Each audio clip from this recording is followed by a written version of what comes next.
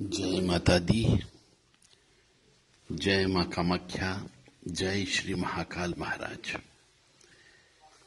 तंत्र विद्या में तांत्रिक लोग अलग अलग तरीके से मनुष्य का बंधन कर देते हैं।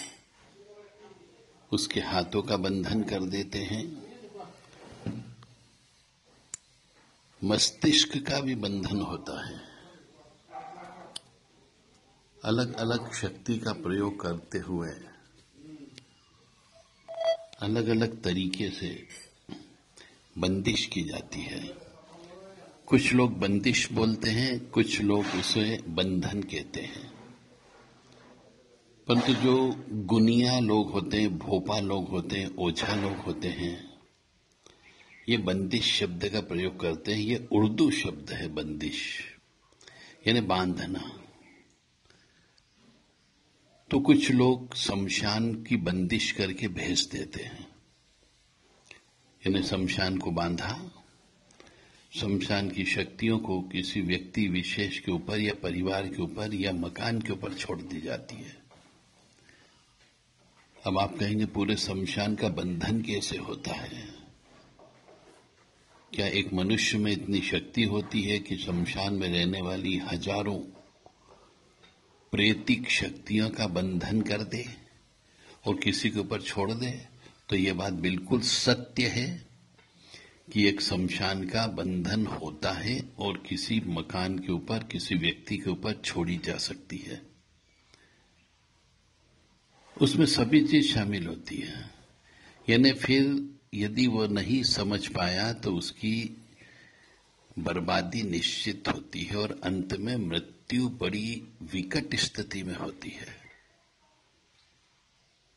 बाबा वीर बुलाकी का बंधन होता है। ये एक ऐसी शक्ति है बाबा वीर बुलाकी, जो किसी के ऊपर लग जाए तो निकालना बड़ा मुश्किल पड़ता है। परंतु कुछ सिरफिरे तांत्रिक लोग पैसे के लालच में ये बाबा वीर बुलाकी का भी बंधन करके, बंदिश करके भेज दी जाती है। और इनके साथ पूरा इनके 4 भाई और हैं, उनका भी बंधन करके भेज देते हैं। और कुछ नहीं, इनको सिर्फ बलि दी जाती है, भोग दिया जाता है और ये चले जाते हैं। एक कच्चे मशान का बंधन होता है, कच्चे मशान की बंदिश। ये तंत्र विद्या के बहुत से ऐसे शब्द हैं जो साधारण मनुष्य सुनता है तो एक सिरहन, एक कंपन पैदा हो जाती है। कच्चा मसान यानी ऐसी जगह जहां पर बच्चे को गाड़ा जाता है। छोटी उम्र के बच्चे, 1 महीने, 2 महीने, 6 महीने, 1 साल, 2 साल, 3 साल तक के बच्चों को जमीन में मरने पर गाड़ा जाता है। जिस जगह गाड़ा जाता है उसे कच्चा मसान कहते हैं, यानी जलाया नहीं जाता है। उसकी भी बंदिश करके ये गुनिया, भोपा या ओझा लोग भेज देते हैं।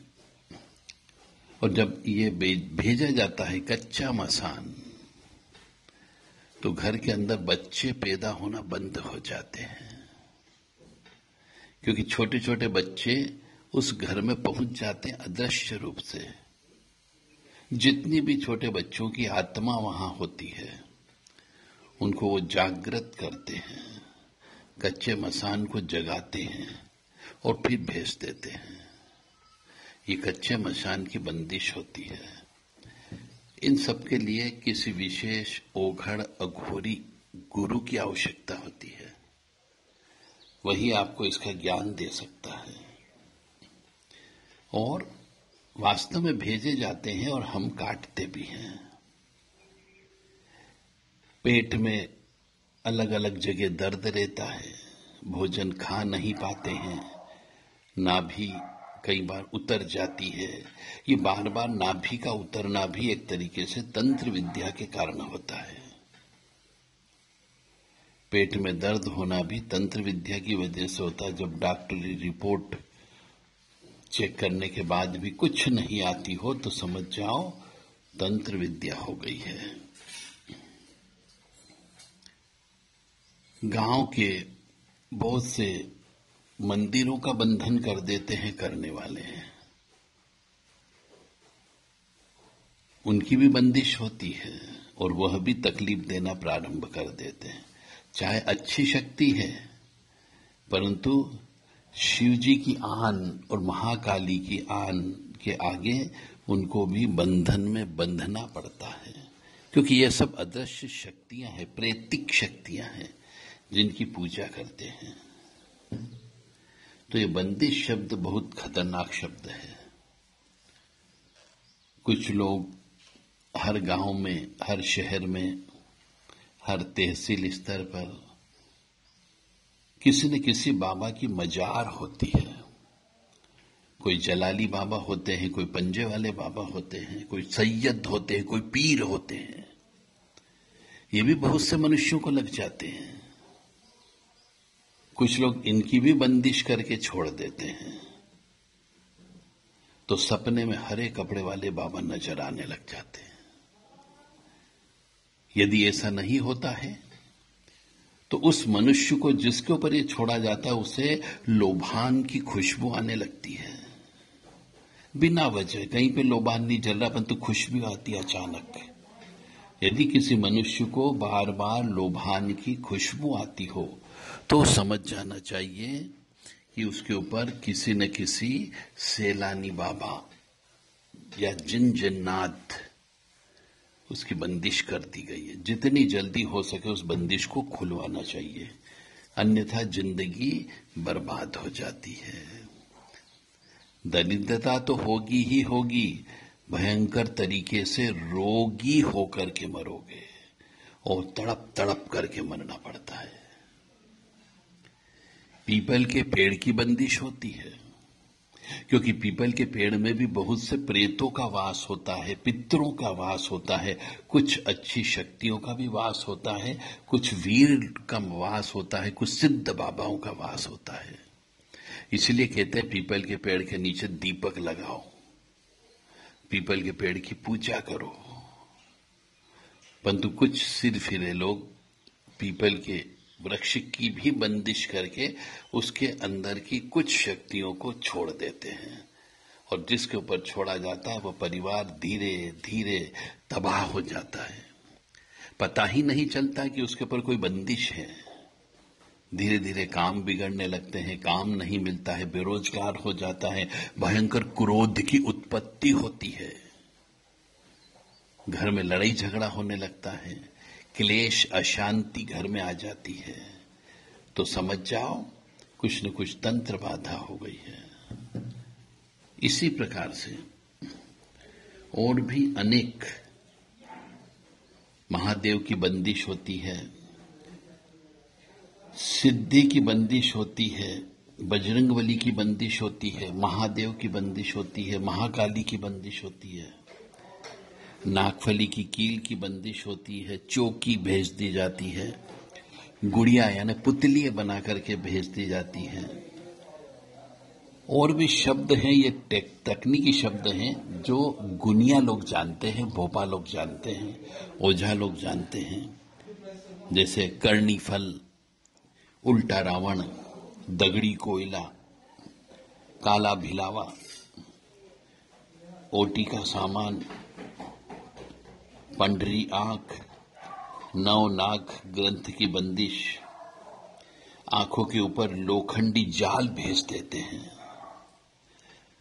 नंदी के पैर में लोखंड की कील गाड़ देते हैं, महिषासुर के पैर में लोखंड की कील गाड़ देते हैं, और कुछ और ज्यादा महारत हासिल वाले लोग पूरी मस्जिद की ही बंदिश करके भेज देते हैं, यानी जिन जिन्नात।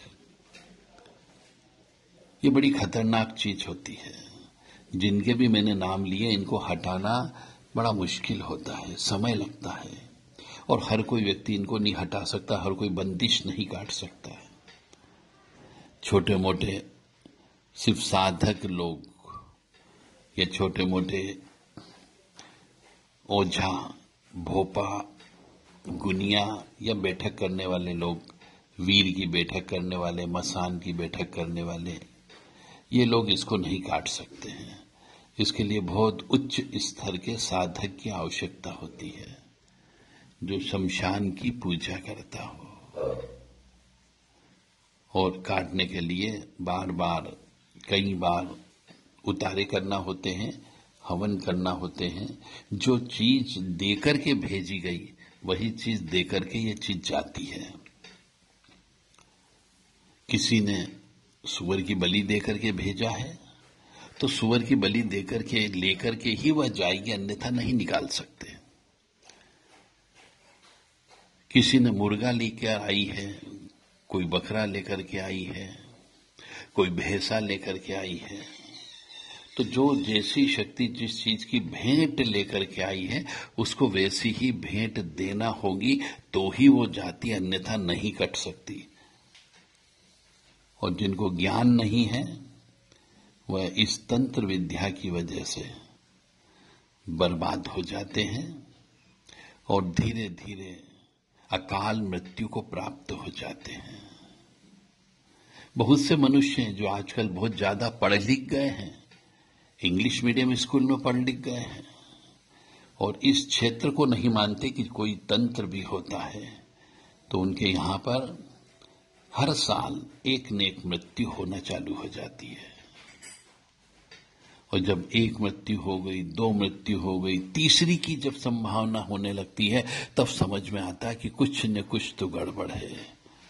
तो दो घर परिवार के सदस्य तो वो खो चुके होते हैं। उसके बाद समझ में आता है कि कोई तंत्र विद्या है, कोई बंदिश है।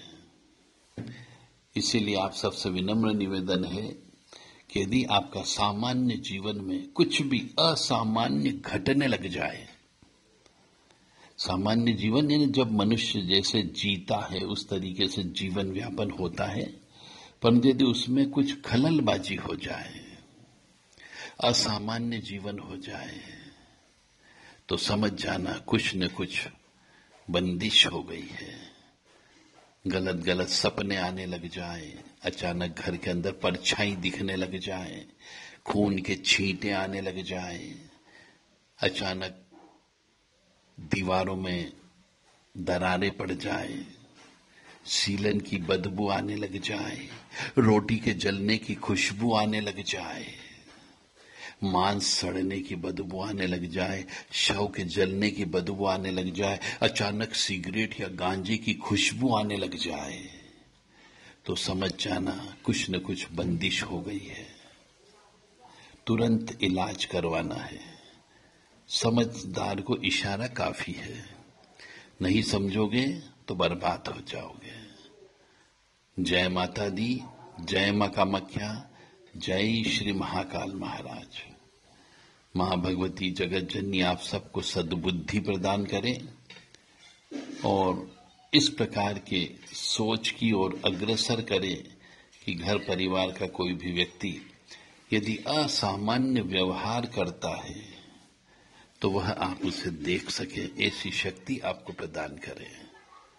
जय माता दी।